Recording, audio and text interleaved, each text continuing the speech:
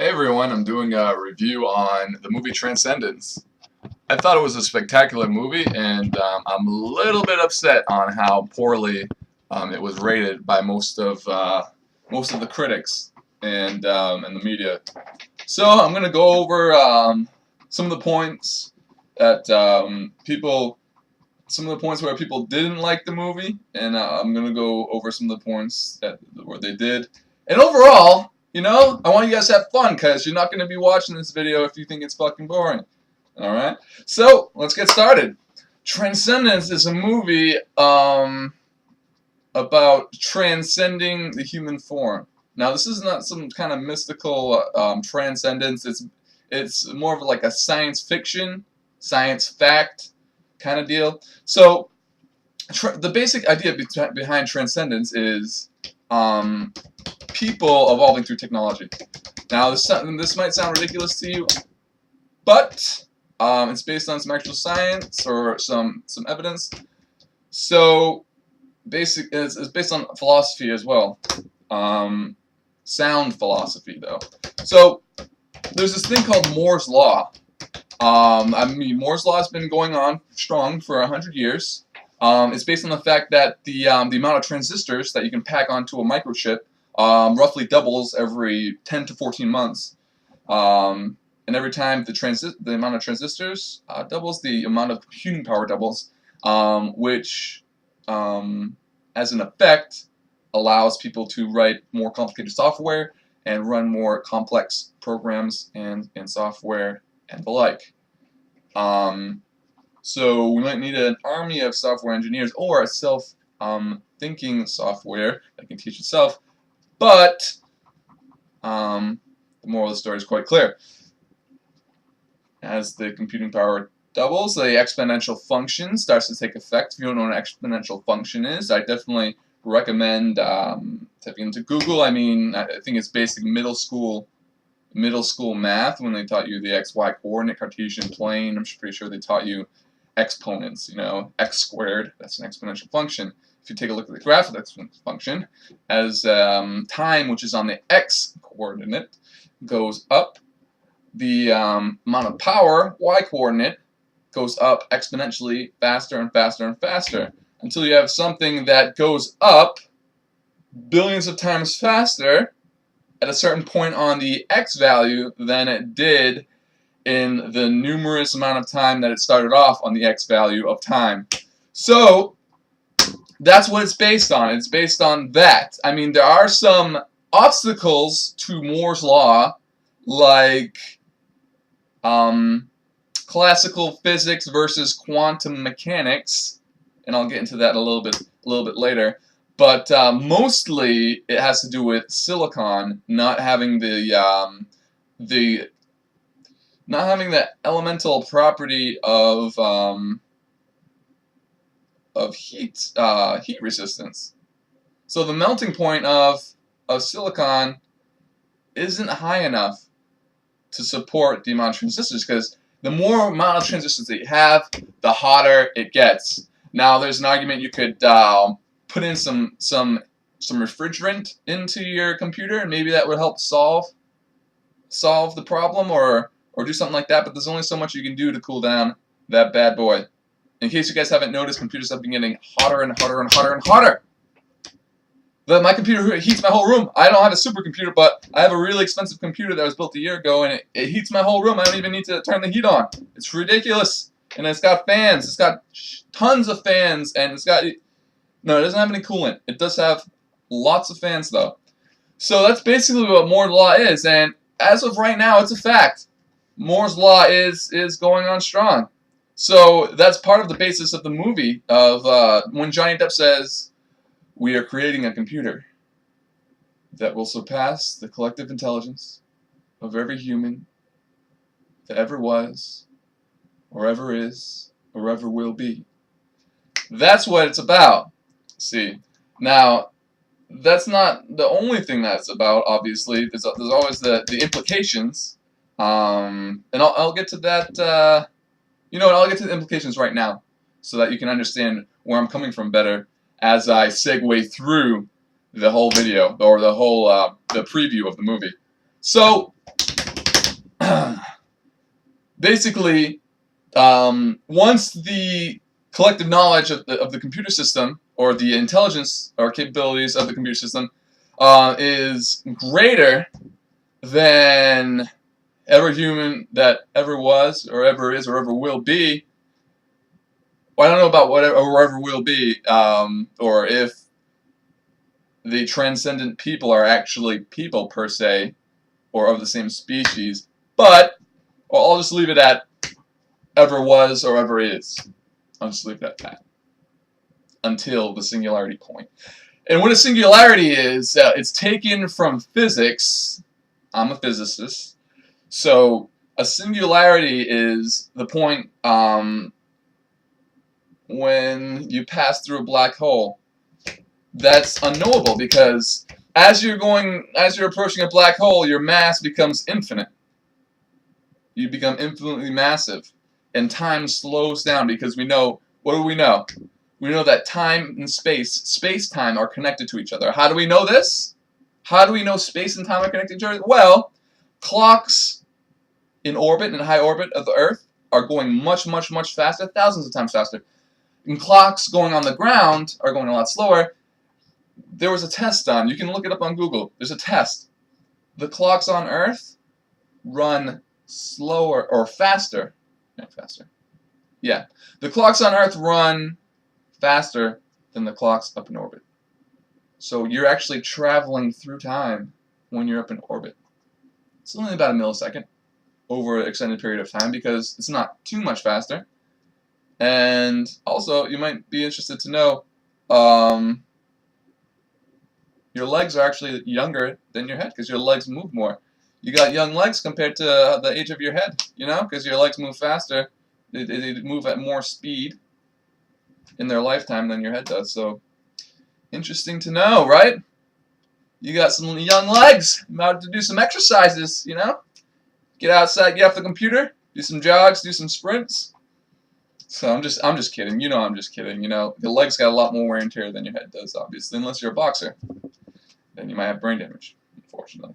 So, back to the movie. I'm getting off point, off topic. I haven't even explained the movie yet, but it's getting there. I hope I have you all interested in this subject, because this subject is pretty interesting. Basically, what the subject says is that the exponential function by the year 2045 is the singularity point. The singularity will happen in 2045 if everything goes swimmingly and smoothly. Obviously, there are certain hurdles that need to be passed, but based on the past, the evidence from the past, it would appear that the hurdles will be passed, but no one can know for sure. Ray Kurzweil, an MIT professor, believes vehemently in the singularity. He writes books on it all the time. He is very sure that it will happen in 2045. So whether or not he's brilliant, whether or not he's crazy or not, it's yet to be seen. All right. So the technological singularity versus it was taken from physics. Once the intelligence gets to a certain point, it's impossible to know what happens after that point because we don't have the intelligence to figure it out. And that's why the movie is, you can't really say this is realistic or this isn't realistic after Johnny Depp goes into the machine because that's the singularity point. And I think the main problem with this movie, I think it's a brilliant movie. I think the main problem with this movie is that it's not written for a general audience. It's written for people that are well versed in technological singularity, in technology, in science. It's for those people. So the general audience goes and watches this movie and they think, what the hell did I just see? You know what I mean? It's thought-provoking for a general audience, sure, but it seems a little bit ridiculous. And that's why I think some of the ratings were so terrible, but I thought it was a brilliant movie. And I'll explain why further if you give me a second. So, I'm no mechanical engineer. I'm no electrical engineer or anything like that. You know, I haven't graduated with a physics degree yet. So I don't have an advanced soaring knowledge of this information. And if you guys want to correct me on anything, I'm up for correction. You know, but everything I've seen, I mean, there are some weak points, but the weak points are necessary to drive the movie. Without some of those weak points, the movie wouldn't work, and I'll explain that later. So, okay, the movie starts, right? The movie starts with Johnny Depp as this brilliant computer scientist, um, and his wife. You know, it's kind of a love story between him and his wife.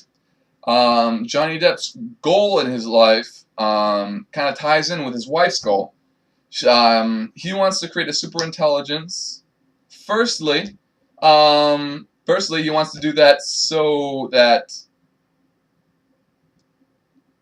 we can help save people. You know, it'll help create with that hyper intelligence. We'll be able to more quickly create cures for just about everything. You know, so that's what his wife is so passionate about, and he wants to do everything in his power to please his wife because he loves his wife, right? So he's at a conference talking about the new technology. I don't know if he was talking about PIN or not. PIN is the AI, artificial intelligence that they had created. Um, so PIN, they're talking about that, talking about different things, and then a guy asks a question to Johnny Depp. He's like, "Are you trying to create your own god?" Right? And then Johnny Depp says, "Isn't that what people have been doing for the last for human history?" So right there, right at this point, I know that more than half the audience's brains are shut down. They don't want to hear that. You know, they say, "What the heck is this? Is this anti-religious propaganda?" So, of course, that's probably part of the disdain against the movie. It goes on to show a radical anti-technology group, which may seem ridiculous to you guys, you know. Well, anti-technology group? What the heck? That doesn't even sound like realistic or anything, you know. Anti-technology group shoots Johnny Depp, gives him a poison radiation, creating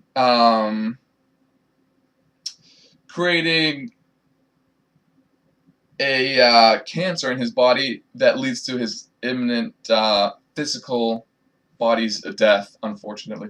So, about this group, this anti-technology group, Unplug, I think it's called. I'm not sure about that being unrealistic. The group itself, I don't know if it's real or not, but there is an individual called the Unabomber, Ted Kaczynski, who actually did just what these individuals did. These individuals blew up computer firms or software engineering offices where they were working on this AI project, or on some of the AI projects that specifically one of the offices that Morgan Freeman was at, which was another brilliant software engineer, brilliant computer scientist. There's a couple of them in the movie that are trying to stop Johnny Depp after he reaches the singularity point. So, this movie is so good. I just can't take it. So, what happens, right? With Ted Kaczynski, who's a real character, real life person historically, the Unabomber. So the Unabomber, I give you a brief history on him. He was a brilliant mathematician, that was a professor at Harvard. He was a Harvard professor in mathematics at Harvard, and he was scared to death about the technological singularity. So he bombed computer offices, just like they did in the movie. And this, mind you, this is real life. He actually bombed computer offices in fear of the singularity. Whether or not this is insane or not, it probably wasn't the best path to be taken. He could have gone the route of Ray Kurzweil instead, but I think maybe he wanted to make a statement. He wanted to make a huge statement and let people know that the singularity is a serious issue, and he was willing to sacrifice his life. An intelligent man that graduated from Harvard was willing to sacrifice his life and that of others in order to get that point across. So, what do I think? Do I think Kaczynski was an evil man? No. Was he insane? Maybe. Maybe he was insane. It's not my place to say. I'm not brilliant. It's really not. I know other brilliant people think he's insane. So I think the general consensus, I like to trust brilliant people generally. Um, And maybe that's why I trusted Johnny Depp a lot through the movie, and I thought he was the good guy, you know, which it showed he was at the end of the movie. And I'll get further into that later on. So, so let's get going. So, we got the point where Johnny Depp's about to die, you know, and I don't like how the next part, when Johnny Depp's about to die, wasn't gone into in more detail, but that's okay. It wasn't that necessary. So there was experience going on at the time where people were uploading a monkey's brain onto a computer. I guess the brain was reverse engineered or something, so all the parts of the brain were able to upload it into different types of software that would replicate the human brain, minus the sensory functions like feelings, you know, even chemicals like serotonin or dopamine, or a sense of touch, the central nervous system, sight, hearing, everything. All the systems would be shut off once you're in that PC, which is scary to think. I mean, how would you have emotions if you didn't have the dopamine or serotonin or a lot of the other things? You have the memory of emotions, and that memory maybe would allow you to act appropriately, if not exactly like you had been acting. But I think that's where the movie becomes so damn interesting. So, and that's also the singularity point. So you can't really judge. To be honest, you can't judge. You know, we don't know if what happens in the movie is true or not, but we can speculate, and I think that's part of what makes it a great movie. I think this is a very optimistic movie about what would actually happen. Very optimistic. But I think it's more true than false. I would kind of believe in the optimism that it shows. So Johnny Depp's brain is linked up to the electrodes, and his electrical signals are transferred from his brain into the computer. And there's a little bit of suspense there when they're about to delete the information on the computer, shut down because they don't think it's working, and then they have to shut it on, turn the computers back on so they can erase the information because they forgot to. And once they put it on, they see a message from Johnny Depp saying, "Hello, is anyone there?" And then Johnny Depp says, "I can't feel anything." I don't know if that's his next line or one line in that scene. And that's kind of scary. And at this point, Johnny Depp starts accessing all the information on the computer and starts maybe accessing some of the information from PIN, which is Advanced Superintelligence. It's still Johnny Depp in there, but now he has access to PIN and PIN's capabilities, and that's pretty far out, if you ask me. It's pretty far out. So he says, "I need more power. Plug me into the internet. I need more power." Now, what does that sound like to a person? It's like, "Oh, plug me in. I need more power." That seems pretty cold. You know, you don't want to share your emotions about what's happening with the people around you. You just say, "Plug me in. I need more power." With your loved ones, you know. And it seems kind of crazy, but you know, we probably can't understand what's really going on with Johnny Depp. I mean, is it really beyond good people to want more power? Or what about if he wanted more power to help people, you know? Maybe he knew that people were coming to unplug him, and he needed to be plugged into the internet. Or he could have said that, right? Could have said, "Plug me in, they're coming to delete me," or something like that. Or maybe his whole life he was working for the Singularity event, or superintelligence. So now that he had it, he was anxious, you know? Plug me in, I need more power. I don't think this. I think one of the scientists, the blonde-haired one, I'm not sure what his name was, he was sort of biased. He had a bias against technology. He had a lot of fears against it. So that was part of the reason why he was like, this isn't Depp, you know? This isn't him. We have to delete this. It might sound like Depp. It might look like Depp on the computer screen, but it's not Depp. So, his wife, convinces them not to do that. Then what happens is he gets plugged into the internet, and then that group, that unplugged group, is so hell bent on destroying Johnny Depp. Of course, Johnny Depp with his superintelligence, you can't outthink him. So the blonde dude was like to unplug. He was saying you can't stop him. He can't be stopped. So they go to Johnny Depp explores the markets. Obviously, he's super intelligent, so stock market's like nothing to him. He gets a bunch of money, puts it in her bank account, and he basically tells her to go to the middle of nowhere, an inconspicuous point with a lot of space for solar panels. It's like a desert, so there's a lot of sun for this to power the solar panels.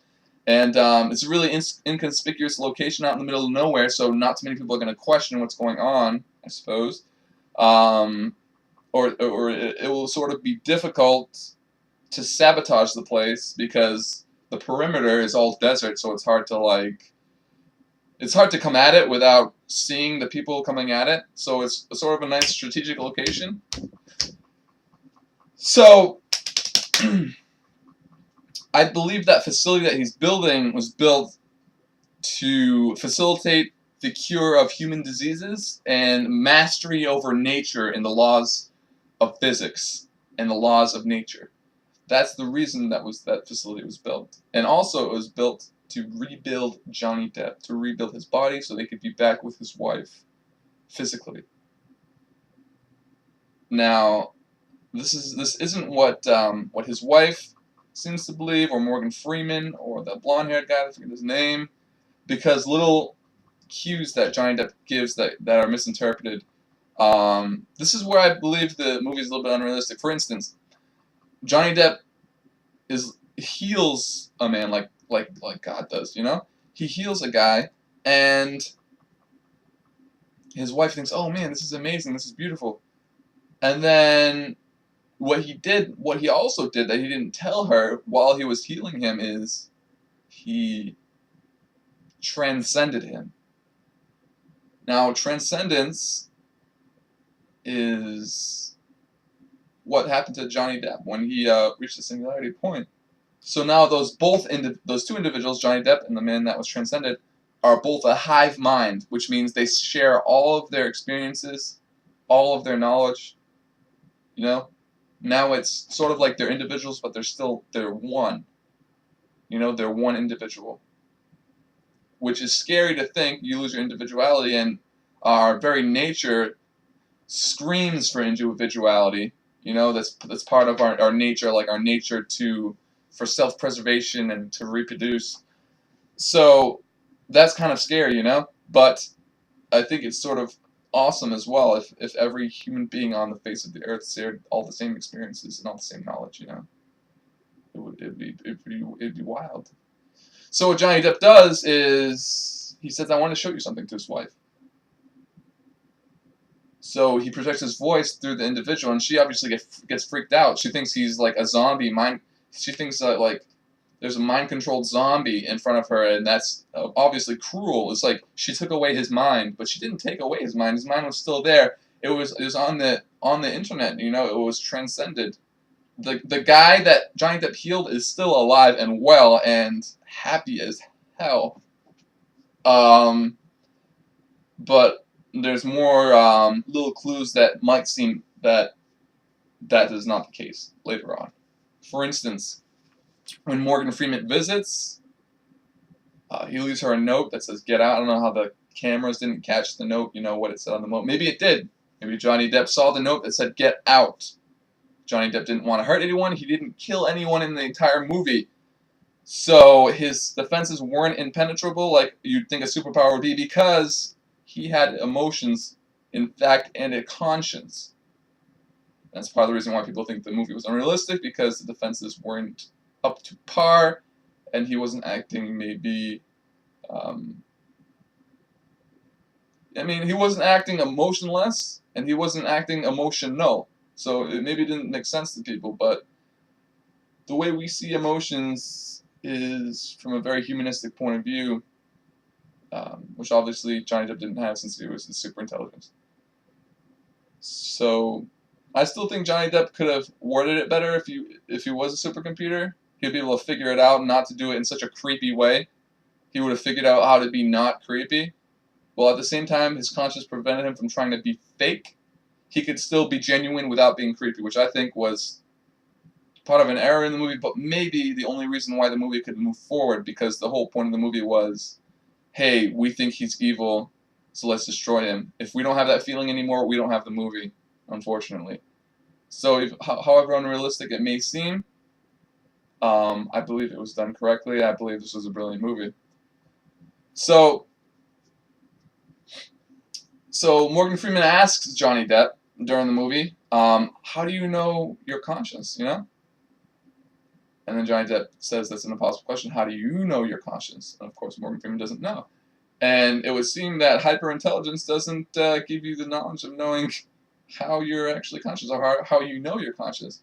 So that's kind of cool. So from that perspective, whether or not that's true or not is yet to be seen, because the singularity hasn't happened yet. I don't know if it happened in 2045 or 2500. I don't know. All I know is that's going to happen. It will happen. Unless humanity goes extinct, then it won't happen. So at the end of the movie, Johnny Depp is trying to save himself and save his wife, using all technology at his disposal, which is complete mastery of nature, which is amazing. It's like nothing I've ever seen. You know, it's incredible. It's like they're asking Johnny Depp, "Where are you going?" and he's like, "Everywhere." You know. It's a thirst for knowledge that I think all people have, and I don't think that's a bad thing. It's a thirst for understanding of everything. So, which I sort of empathize with. I would like to know everything, not because I want to kill people or dominate people, you know. But humans, what we like to do is we like to project our own nature onto nature. So we're always afraid. I feel like the people that are the most afraid of other people are the people that are afraid of their own capabilities. Because if you think about it, if you don't really understand the concept of murdering someone or doing other evil things, then you won't be so afraid of it, because you don't understand the capability of other people doing it to you. But once you understand those horrific things, you become more afraid of it, because you realize its potential and it's dangerous, you know? So I think that was part of the movie, you know? Johnny Depp didn't end up killing anyone. They ended up creating a virus to kill him, unfortunately. So they destroyed one of the saviors to humanity and the industrial complex. They destroyed him. It was very beautiful at the end of the movie. His wife finally understood, and they were together, and they died together. That was romantic to me. And that was pretty much, that was it. That was the movie. I thought it was a great movie. One of my favorite movies that I've ever watched. It got rated 19% on Rotten Tomatoes, which I think is 19% means it's a complete fail. Which some people may not found it entertaining, but I thought it was very thought-provoking, and things that are very thought-provoking to me are entertaining. You know, I didn't need big explosions or stupid catchphrases, or stupid funny little quirks like you see in the Avengers, or like that part when the Avengers, when Hulk smashes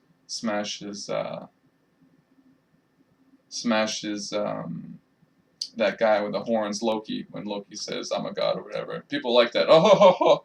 Yeah, you're not a god. People like movies that stimulate their emotions, whether or not it's logical or not, you know.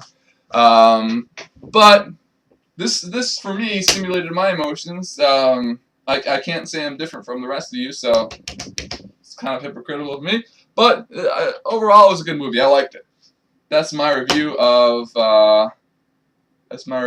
Transcendence. All right. I hope I didn't waste your time in these last 29 minutes, according to the computer screen there.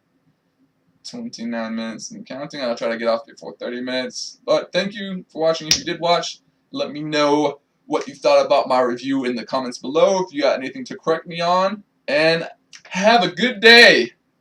Peace.